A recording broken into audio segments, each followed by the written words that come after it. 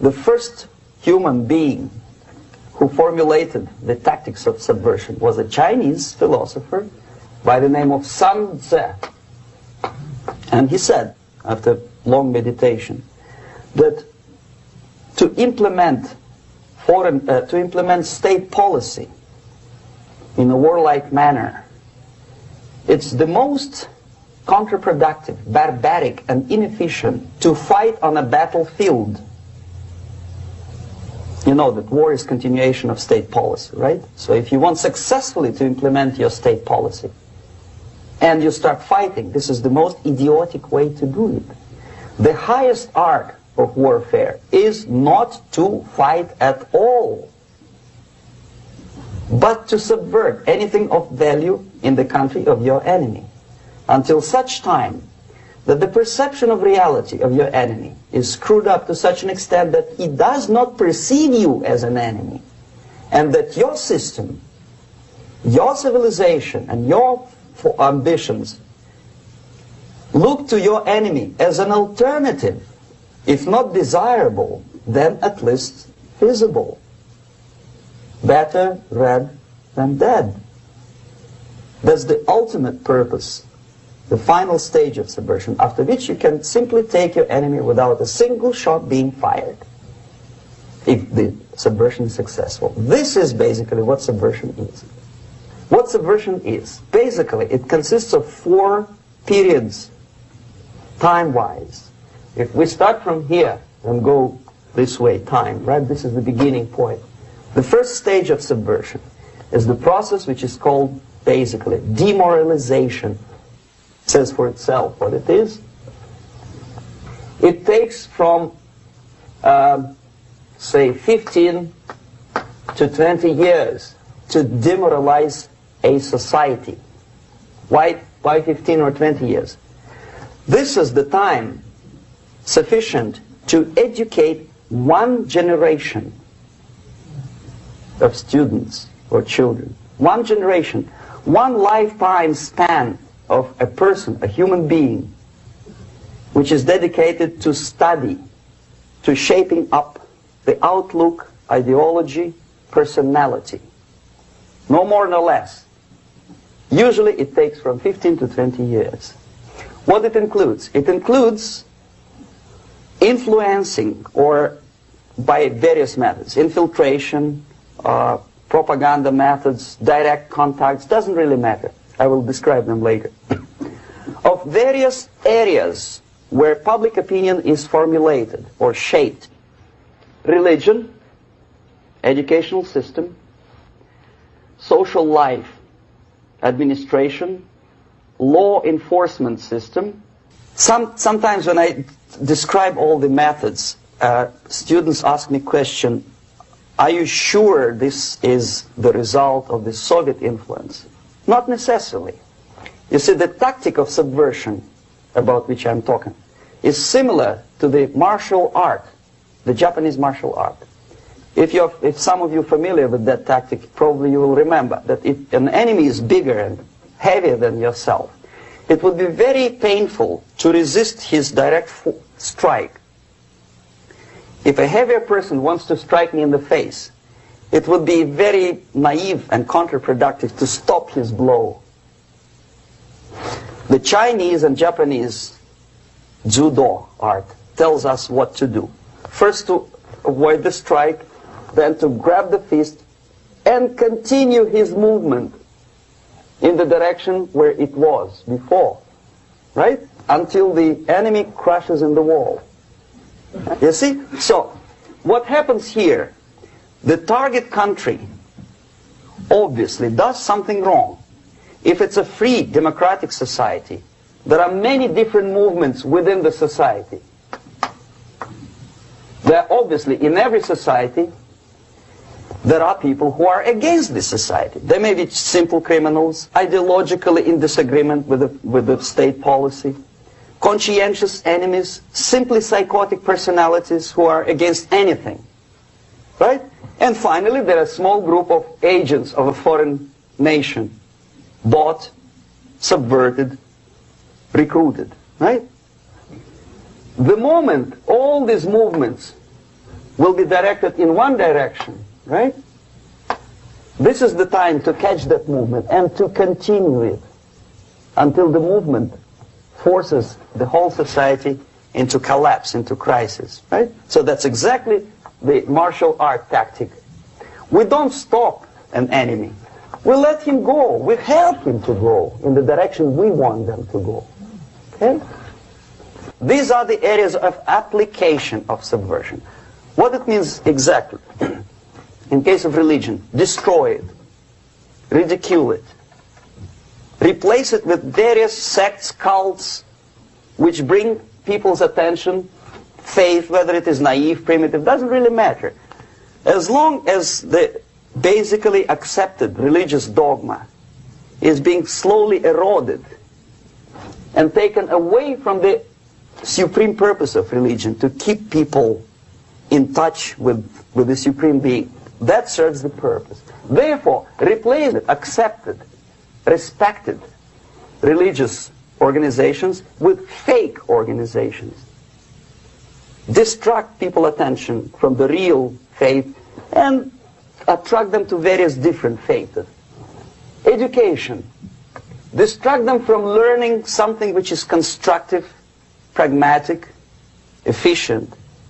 Instead of mathematics, physics, foreign languages, chemistry, teach them history of urban warfare, natural food, home economy, your sexuality, anything, as long as it takes you away.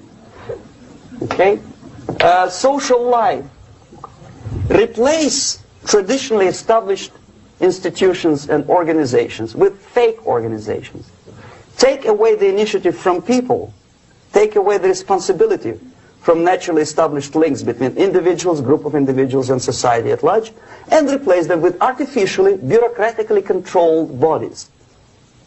Instead of social life and friendship between neighbors, establish social workers institutions. People who are on payroll of whom? Society? No. Bureaucracy. Power structure. Okay. The natural bodies of administration, which are traditionally either elected by people at large or appointed by elected leaders of society, are being actively substituted by artificial bodies. The bodies of people, groups of people, whom nobody elected. Never. As a matter of fact, most of the people don't like them at all, and yet they exist. One of such group is media. Who elected them? How come they have so much power? Almost monopolistic power on your mind. They can rape your mind. But who elected them? How come they have a nerve to decide what is good and what is bad for the elected by you, president, and his administration? Who the hell are they? Power structure slowly is eroded by the bodies and groups of people who do not have neither qualification nor the will of people to keep them in power, and yet they do have power. The next step is destabilization.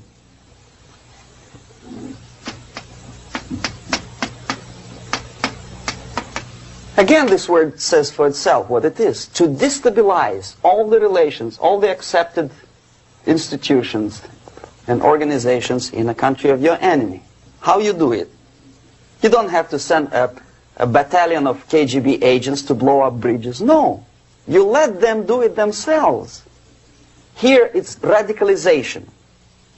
On the stage of destabilization, we cannot come to compromise even within a family. The husband and wife couldn't figure out which is better. Husband wants his kids to eat at the table, and wife wants him, a child, to roam around the room and drop food all over the floor. They cannot come to compromise unless they start a fight.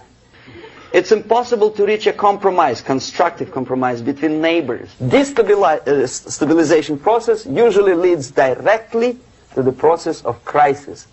In case of developing nations, that's the area where I was active. The process starts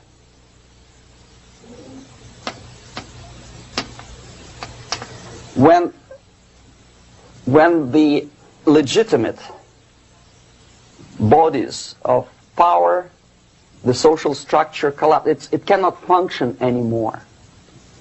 So instead, we have artificial body injected into society, such as non-elected committees. You remember I was talking about them here. Social workers who are not elected by people, media who are self-appointed rulers of your opinion, some strange groups which claim that they know how to lead society forward. They don't usually. All they care is how to collect donations and sell their own concocted ideology, mixture of religion and ideology. Here, we have all this artificial body claiming power. If the power is denied to them, they take it by force. In case of Iran, for example, all of a sudden we have revolutionary committees. What kind of revolution? There was no revolution yet, and yet they had the committees. They were taking power of judgment. They had the power of execution, they had the power of legislation, and that they had the power of judicial. All of them combined in one person, who is half-baked intellectual, sometimes graduated from Harvard University or Berkeley. He comes back to his country and he thinks that he knows the answer to all the social, economical problems. Okay? Crisis is when society cannot function any more productively. It collapses, obviously. That's the word for crisis. Could be stopped right here, both as an expert and as an impert. And that takes one step, one very important thing to do. You don't have to expel all the KGB agents from Washington, D.C.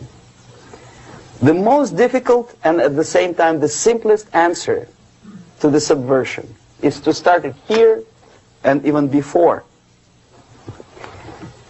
by bringing back the society to religion, something that you cannot touch and eat and put on yourself, but something that rules society and makes it move and preserve it. So the answer to ideological subversion, strangely enough, is very simple.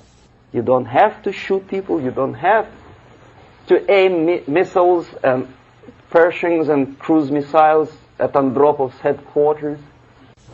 You simply have to have faith and prevent subversion. In other words, not to be a victim of subversion. Don't try to be a person who in judo is trying to smash your enemy and being caught by your hand. Don't strike like that. Strike with the power of your spirit and moral superiority. If you don't have that power, it's high time to develop it. And that's the only answer.